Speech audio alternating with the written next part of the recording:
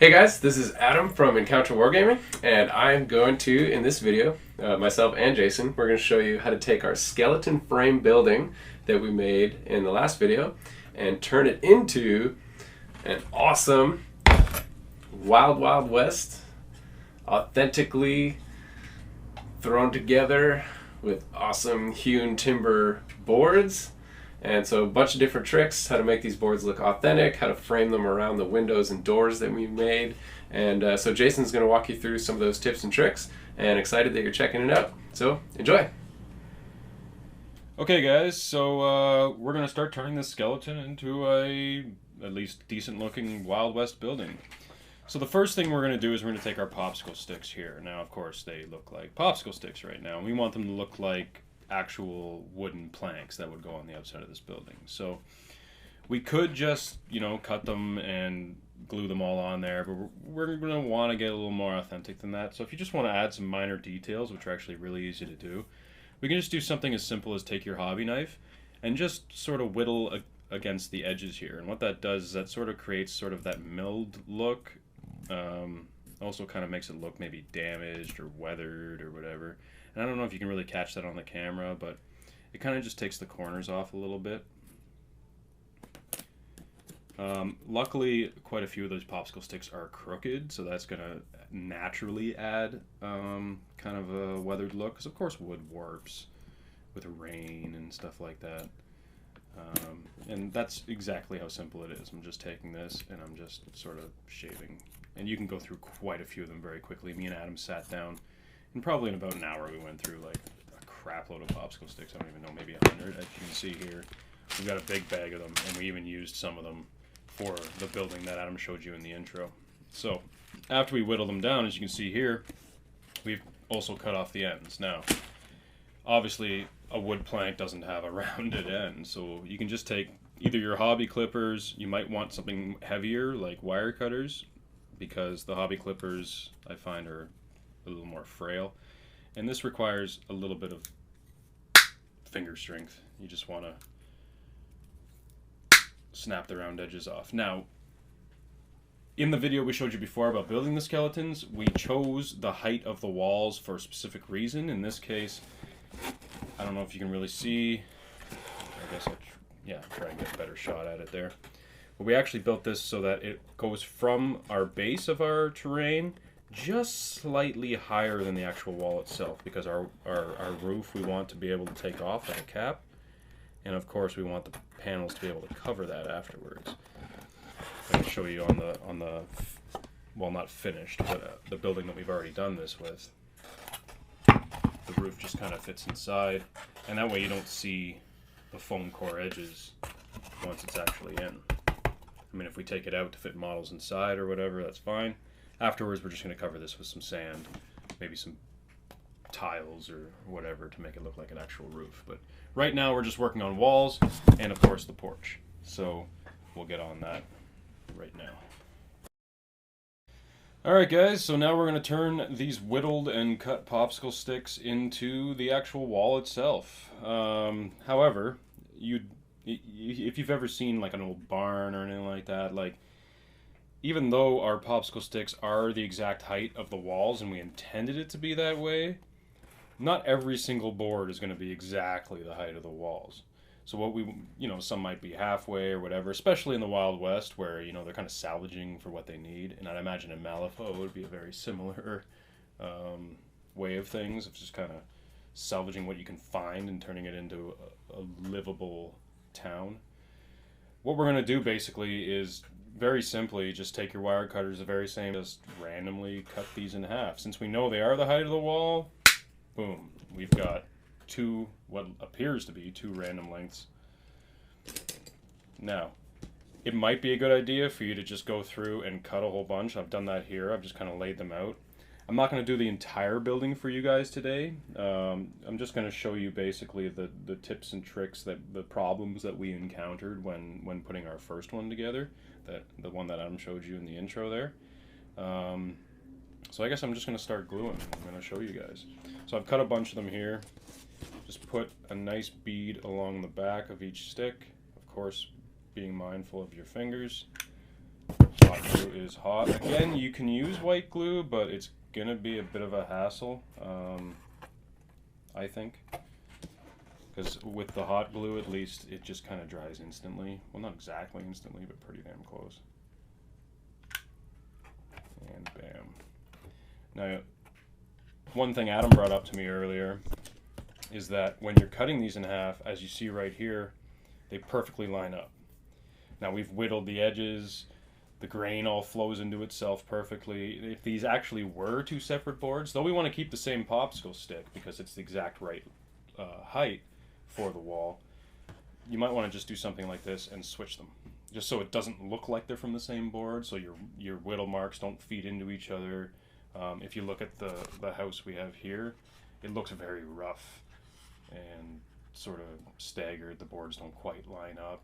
Now we're going to frame all these doors and windows and stuff later, but just today I'm just kind of showing you the walls. So I'm just going to go crazy here and throw on some popsicle sticks. Let's get to gluing.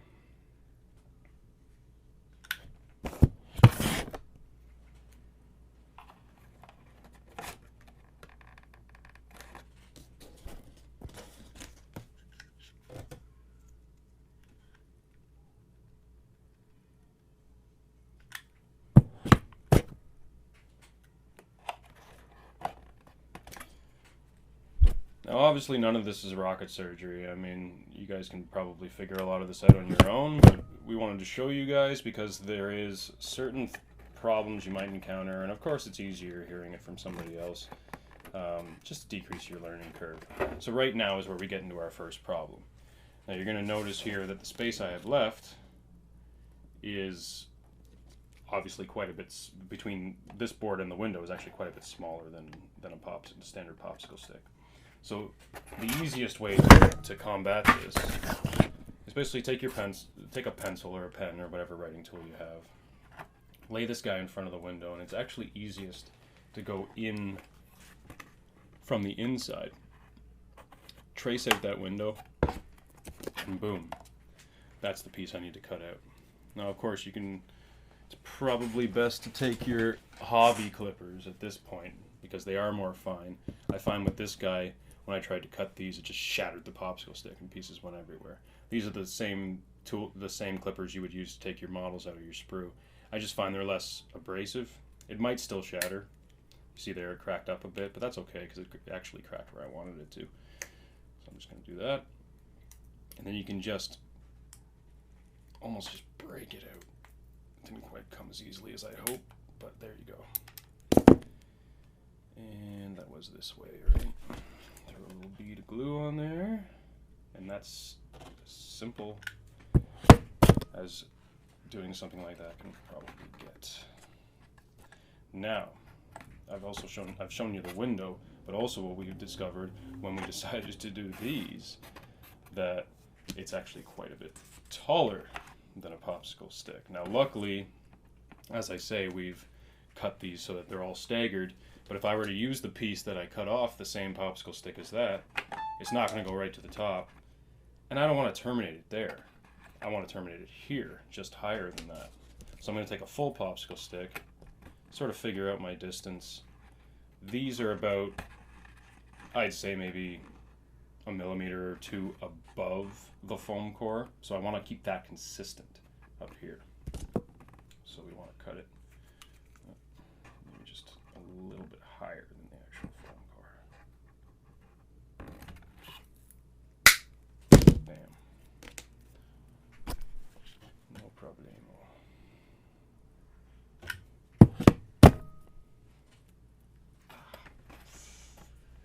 Hot glue is very hot, by the way. So of course, with the window, I'm kind of doing the same thing.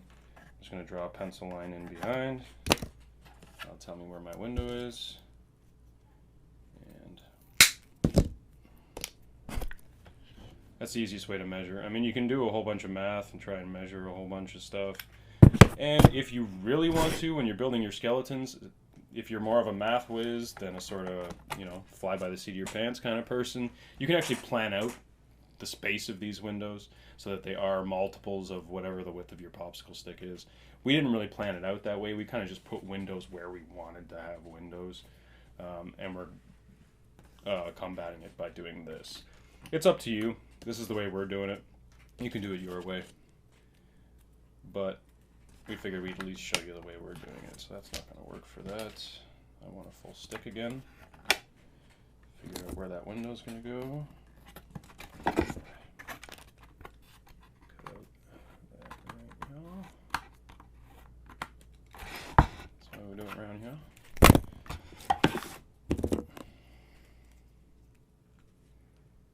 This one's probably better because it's quite a bit less meat taking off. There you go. That was a lot easier than the last one. Obviously, the less wood you have to break through, the easier it's going to be. So keep that in mind.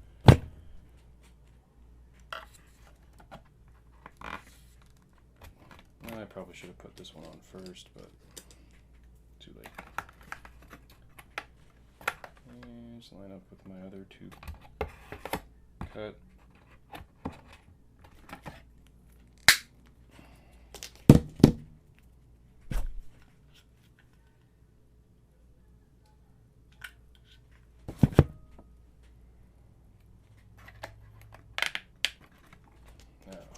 Short guys.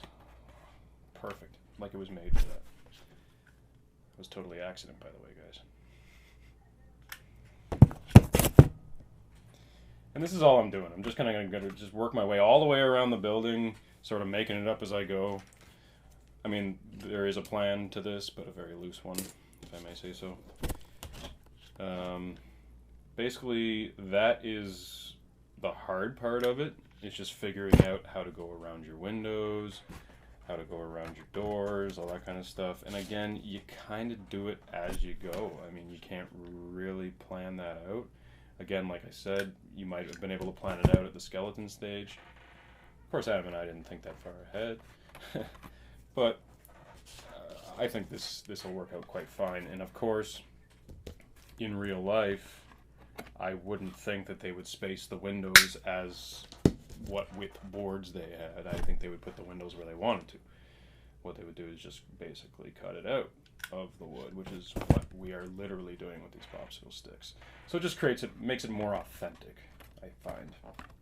Especially once we get these guys complete and we start painting them, they'll definitely look authentic.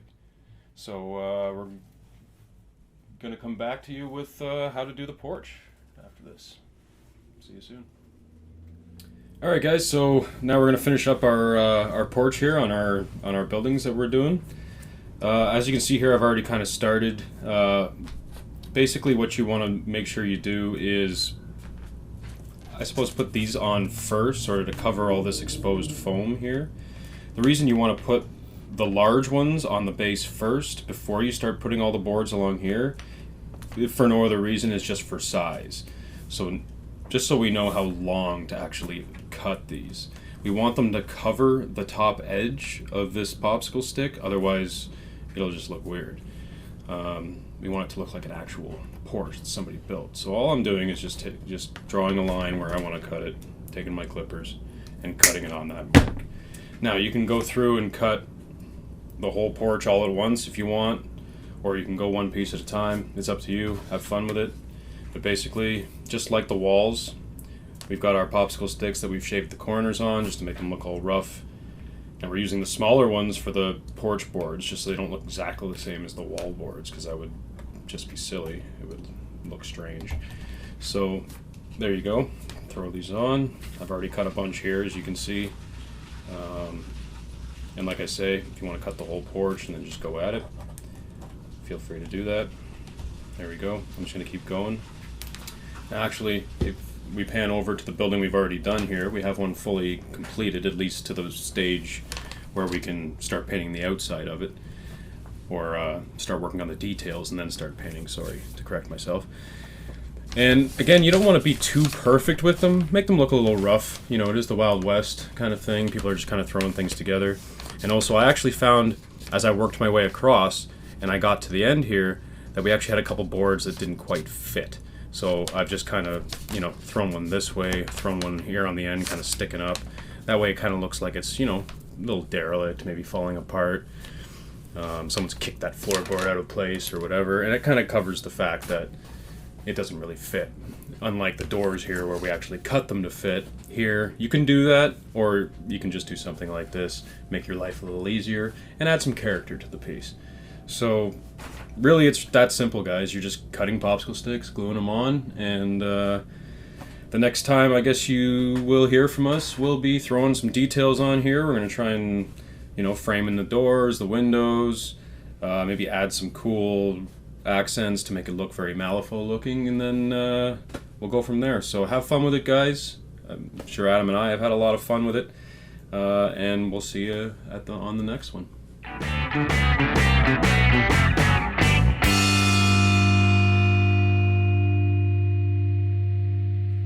Like a monkey in a rocket on his way back home.